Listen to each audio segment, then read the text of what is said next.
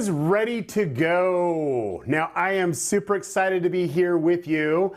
We are live, and we're going to jump into the topic at hand in just a few moments. And I want to be able to really get you guys going here a little bit. And what I'm going to do is something very unique today. And it's something I'm really excited about for you. And I know a lot of you it's really late at night. Others, it's really early in the morning. And honestly, wherever you're at in the world, thank you for joining this live stream. I promise you it will be worth it. And it looks like I have my audio there. Now, the great thing about it is we are going to jump right in and get to the topic at hand. But I want to make sure that before we do it, I'm going to actually edit this video and get it out there perfectly for everyone to watch. But I wanted to connect with you as a creator to creator. And I want to tell why I'm actually doing this video and also doing this contest. Now, if you're not familiar with the contest, we actually have a contest that's happening right now. It's the 30-Day Creator Challenge. You can find it at 30daycreatorchallenge.com. And the whole reason why I'm doing that is to help creators really see the opportunity right now with COVID and everything else that's going on of YouTube. And it's a way that I'm able to show you how you can resurrect a YouTube channel, or how you can take a YouTube channel with no momentum and get it to go. And so I really would love to know where you're at. We got the Urban Explorer that's here. We got my friend Beanie's here. Beanie, it's really early, isn't it? We got John Riggs here. It's great to have John here for sure. Fighting Angel, we have Evan here. We have a lot of great people coming on. Design to the Nines. Hey, congratulations, Design to the Nines, on that 50,000 subscribers that you nailed, which I'm really excited about. And I want to start talking about this very specifically of how we can all help each other. Now, for those that don't know, I'm Derral Eves, and I've been on YouTube since 2005. Now, I've been behind the scenes. I've been working on different projects. In fact, this is not my studio. People know that this is not my studio if you've watched a lot of my videos. I'm in North Carolina right now, working for a couple months for a teeny little YouTuber called Mr. Beast. And so we're working right now. But if you want to find out more about me, make sure you subscribe, hit that bell notification. We're going to have a lot of content that comes out. Now, that being said, this is all going to be edited out. And what I'm going to do is record a video for you of why we want to upload and upload consistently to YouTube.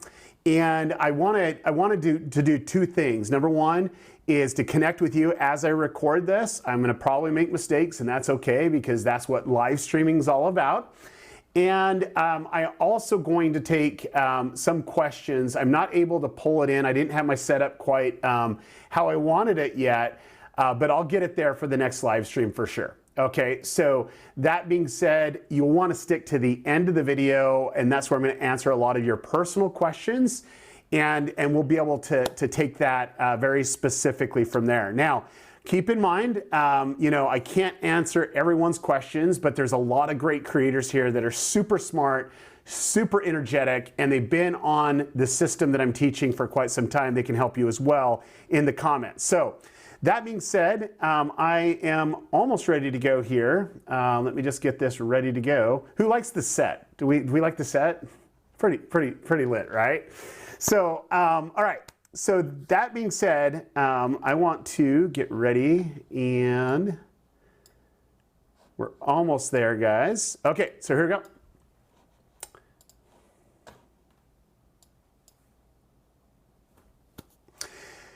So the question that most YouTubers have is how often that you should upload to have massive YouTube growth. Well, if you really want to know if you should upload daily, weekly, monthly, or 4 times a day, then you definitely want to stay tuned. Hey everybody, Derral Eves here. Now, if you are new to me and this YouTube channel, we talk about all things YouTube. So make sure you hit that subscribe button and the bell notification so you don't miss out. Now, I have been on YouTube since 2005, and I've been consulting for some of the top brands and businesses and YouTube creators on the planet. And I always get asked, a lot of questions of, Derral, like, how often should I upload? Now, if you could go watch different videos on YouTube, you can try to figure it out, you know, what's going to be best for you and what you need to do. But I can tell you at the end of the day, every YouTube channel is different, and every YouTube channel should take a different approach. Now, I want to kind of share you with something. I don't usually talk too much about what I do, you know, with my YouTube channels and stuff like that. But I actually have a channel that we uploaded 1,200 YouTube videos, and we've done it for over the course of 3 videos a day for a very long time. Now, I can tell you at the end of the day, it's like really understanding strategies and really understanding the things that you really need to do to really succeed on YouTube. And it all comes back down to really understanding what the algorithm is wanting. Now, I know a lot of you watched my videos on YouTube and watched my presentations at VidCon and at VidSummit and all the different presentations that I've given around the world. And I can tell you the biggest question is, you know, they want to see the most success of triggering that algorithm. Now, if you want to trigger the algorithm and you want to understand what you should do on your videos to really succeed, what we need to do is figure out a way to work it for you and for your YouTube channel. And it all starts right with this. Now, I can honestly say that there's so many things that we need to take into consideration when we're actually judging how much content we should put out. And there is a lot of variable. And if you think, oh, well, here he goes again, he's going to go through it like everybody else. I'm telling you, I'm going to be sharing things that you've never heard before. And I want you to take a step back and really analyze it of how you can actually do it for your video. Now, for the first thing that we need to look at, regardless of what we're doing, we need to understand the type of approach that we're actually doing here on YouTube. Regardless of the type, what I want you to do as a creator, as someone that's putting out content for the world to do it, everybody on this live stream, basically think of the audience first. You've got to think of that viewer first. The viewer is what makes the algorithm work. Now, that being said, as you understand the viewer, as you understand the audience, now you heard YouTube speak at this for a very long time that they're going to be following the audience. The algorithm follows the audience. Well, what is the algorithm actually looking for? And we talked very in depth about this with different trainings, that it's all about impressions, click-through rate, views. Impressions, click-through rate, and views. Now, a lot of it is something that you've heard before. But this is where we're going to talk really, really in depth, because it actually comes back down to a couple key things, which is understanding what is going to work and how things work on YouTube. Now, in previous videos, we talked about traffic and momentum. And in this scenario, we're going to break this down in a way that you can digest it and really understanding the impressions and click-through rate and data. Now, what we need to do is really take a step back and really look at the approach. So does releasing videos every day impact the growth that you have on YouTube? Well, kind of. Now, let me give you an example of this. Now, this is an actual result of one of my clients, and they're actually a student of mine in a program that I have in group coaching. And they do 2 videos every day. And this is basically the last 28 days. That's a lot of different videos that's out there. And I kind of blurred out the views and the watch time and subscribers. And then I have another student that does weekly content. And I blurred out the views, watch time, and subscribers. And the reason why I did that was so that you guys can truly take an analysis of the different types of approach.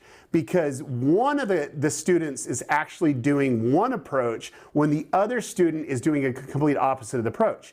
And I can tell you that both of them are doing it the right type of way to connect to that viewer, to that audience, so they can get the massive views that they're actually looking for. So at the end of the video, we're going to reveal not only who actually got more views at a weekly and twice a day, but we're also going to talk about things that you can do, and I'm going to challenge you to do certain things to actually perform better as a content creator. So let's go ahead and jump right in. Now, there are so many tools that are available on YouTube, and one of the things that we need to understand is how everything works. Now, at the end of the day, we have different types of traffic that's coming in. Now, you're probably familiar with search traffic. That's when someone actually types in a keyword or a query, and then YouTube is looking for specific videos and titles that would be able to have that results. Now, one of the things that they're doing in that search traffic is they're matching people that already watched a video, they have that data, they're following the audience of how they engage with videos, and if they didn't necessarily like a video, then they don't necessarily show it, because it's like if it's only like 2 seconds and there's a bounce, then they go from there. That's one traffic source, but I can tell you now, right now, today, happening on YouTube, 75% of all video views happening today is when YouTube says, do you know what? Let's get this video in front of this viewer and show them what's going on. And ultimately, that's where all the views come from. And so I want to use this strategy, because when you're looking at this strategy, this is more a strategy for getting YouTube to recommend your videos. And that's where 75% of all views are happening here today on YouTube. And if you're looking for a strategy for search, I'll do another video on that, because it's a completely different approach for it. Now, if you only do search videos, you definitely want to watch this video, because I'm telling you that this strategy and tactic works every single time for search videos too, and that's where you're able to get a lot more suggested traffic, which is going to get more subscribers, more people coming in, and you're having a lot more momentum coming from that traffic source. So let's go ahead and break it down. Now, we talked about very specifically, it's all about traffic and momentum. Traffic and momentum. Say it out loud. Traffic and momentum. So let's talk about the first type of traffic. Now, the first type of traffic that I like to discuss is what most YouTubers go after. That is getting on the YouTube homepage, which, here is a random fact of the YouTube homepage, is millions of videos every day get onto the homepage, because there are millions of people accessing YouTube every day, and every homepage is different because it's based off of the audience, off the viewer. So what we want to do is really go after browse traffic. Now, what browse traffic is the homepage and the subscription feed. Okay, homepage and the subscription feed, and that is where browse traffic actually comes from. So the most active viewers, the people that consume the most videos, that really get into channels, and this is where it leads to more subscribers than any other thing, would be through browse traffic. Now, there are strategies and tactics that you could take to get more browse traffic. And let me kind of talk to you about it. Now, the first thing is understanding how browse traffic works, what the algorithm is looking for. Now, when I use the word YouTube algorithm, that is dealing with one traffic source. When we're talking about YouTube algorithms with an S, that's multiple traffic source. So we're going to talk about the YouTube algorithm that is specifically done for the traffic source of browse feature. Now, what happens is this. YouTube is very sensitive of what it actually puts on the homepage. I can tell you that they are. And they want people to consume content as much as they can. And when you go on the homepage, you're going to see a different homepage every time you go on, and they're going to see what you click on and also what you don't click on. That's critical, okay? But I can tell you that if you release the same type of video every day, YouTube has to decide which one it's going to show, because it's not going to show both. And if it does, you are now penalizing yourself, because the viewer has to choose between the videos. But rarely does that happen unless they're in the subscription feed, which we'll talk about here in a second, okay? But that browse feature is homepage, and I want you to think about it this way, is YouTube wants an experience where people are able to click on and get the variety of different videos that they would consume. So they are looking very closely at the data, which is the momentum of videos that they're watching every day. And so if they watched 5 videos of a specific creator, then it's going to show them a specific creator. So a perfect example is I was actually doing a video for a new video that's coming out in a couple days. It's on thumbnails. It's amazing. I can't wait for you to see it. And I was actually saw this one thumbnail and it grabbed my attention, and it was Tyler Olvera that he had this amazing thumbnail, and I'm like, I gotta watch that. And what happened is I got sucked into it on the homepage, and then I watched 2 or 3 videos in suggestion. Now we're gonna get to suggestion here in a minute. And what happened then is I went back the next day, and all I could do is see his videos all over YouTube. And now that was a good thing, because I think that he's one of the most talented creators that's on the rise that we all should look at. You know, we really should. And I can tell you, once I started to consume his content, it showed me videos, and I watched 2 other videos. And before you know it, I lost hours because I was sucked into his content, and I had to hit that subscribe button. Now that is browse traffic. And what I want you to understand is browse traffic is homepage and subscription feed. Now, subscription feed is all the YouTube channels that you're subscribed to. And I know this is where a lot of beef is with a lot of creators, but YouTube is not going to show you every video from every channel that you're subscribed to. They're just not.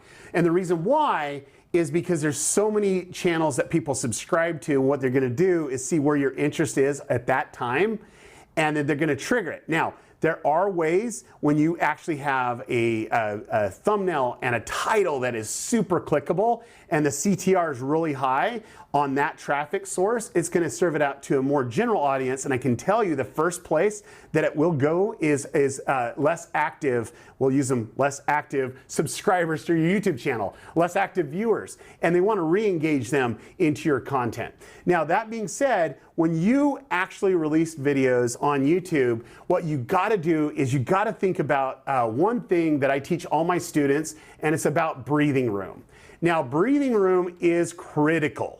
And the more that you understand the algorithm, you need to understand that it needs to take time to do what it needs to do.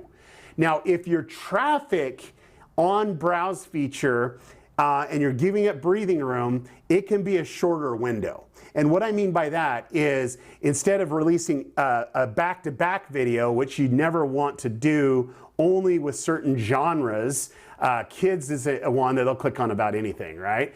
But the reality at the end of the day, it's like really getting a solid strategy so that the algorithm isn't exhausted and also the viewer's not exhausted. And the best way to do that is to give it about a 48-hour breathing room between uploads. And if you really want to optimize the homepage, that's a very solid strategy. Now, a little disclaimer here. I gotta put a disclaimer here because I know I'm gonna get this question in the comments right now. What about kids content and what about, gaming? And I'm telling you that I know what I would consult for, and I will be adamant about this. There's the 2 different approaches. If you want the approach of the browse feature approach and not the suggested video, which we're going to talk about here in a second, then I would only post a video and then wait and give it breathing room before you post the next video. And I know that this might be a little contrary to a lot of people out there, but you got to understand where the traffic is coming in and the momentum. The traffic and momentum. You're going to hear me say a lot of that in coming years because that's where everything's at. So that being said, you have breathing room that's actually coming in, and you're going to go ahead and trigger that. Now, I can honestly say that when you're breaking this down in your strategy, you need to analyze what's going to be best for the viewer. And you might have viewers that are wanting daily content. Let's talk about gaming, for example. There are certain gamers that are out there that post every day. And I can tell you that when they post every day, they are going to get views. But more importantly, they are going to sacrifice views at the same time. They're going to have momentum and they're going to have traffic, but they're going to sacrifice those views because one of the other strategies that we've talked about is when YouTube recommends your videos in suggested videos. This is the next up. So when you're watching a video and you have that video, whether it's on the side of the video or below, depending if you're on mobile, YouTube is designating what's going to be best for the viewer watching the video at that time, and it's going to look for patterns of viewership. It's going to see where traffic is going and what is going on there. Now, that being said, what we want to do is we want to understand how the relationship of the data really is, and where is that going to bring in the views? Where is that going to bring in actual viewers in that scenario? Now, we already talked about breathing room, 48 hours in browse feature. Now, let me talk to you about suggested videos. There is no limit, and I want to be quite clear. When you have a suggested video strategy, you can actually get a ton of views. Now, you remember the channel that I told you I did 1,200 videos and we were doing 3 times a day? Well, I can tell you that specific channel that we were doing right there, we did not care about getting on YouTube homepage. All we wanted to do is get YouTube to suggest our videos to other creators. And I can tell you when that was happening, the more inventory that you have, the more opportunity you have your videos being suggested. Now, there are triggers and there are levels of kind of trying to get a threshold. There's always kind of a threshold. And you notice that you might get a ton of views, and to break out of the threshold, you need to be very specific of what you do. I'm going to show you at the end of the video, I'm going to show you a breakout that you haven't seen before, and it has everything to do when you understand the optimization, and it actually comes back down to a new YouTube report that is it's available for some of us, and it has everything to do with this when your viewers are actually on YouTube. And so I'm going to talk about that in a second, but more importantly, I need to give you a little bit more clarification on suggested videos. So suggested videos work really well when you actually have a bigger library. Now, what a bigger library means is you have more videos that you've actually uploaded to YouTube. Okay, so that's the whole reason why I did 1,200 videos in that library, is because the more that I had in it, then it would actually trigger. Now, here's the cool thing, is the first place that YouTube looks is in your own library first. So when you release a video, your videos will be the ones that will be most suggested until YouTube gets enough data on the viewers that are coming in and then starts personalizing their results. Okay, do you see